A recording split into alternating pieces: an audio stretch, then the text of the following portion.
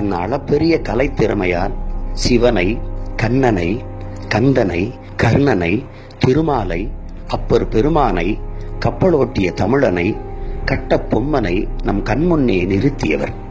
மன்னனுக்கு ஒரு நடை, அண்ணனுக்கு ஒரு நடை, ஏர் உழவனுக்கு ஒரு நடை, பெருங்கிழவனுக்கும் ஒரு நடை, மீனவனுக்கு ஒரு நடை, அன்பு மாணவனுக்கு ஒரு நடை, கல்வனுக்கு ஒரு நடை, கடுங்காவலனுக்கும் ஒரு நடை, கவிஞருக்கு ஒரு நடை, நற்காதலனுக்கு ஒரு நடை என்று தன் தனித்திறன்மிக்க நடிப்பாற்றலால் நாட்டு மக்கள் உள்ளத்திலும் இல்லத்திலும் நீண்ட புகழோடு நிலைத்து வாழ்பவர்.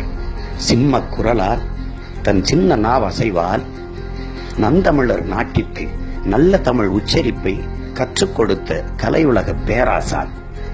உலகத் தமிழ் பேரினத்தின் பெருமைமிகு கலை அடையாளம் நமதையா நடிகர் திலகம் அவர்களினுடைய 15ஆம் ஆண்டு நினைவு நாள் இன்று.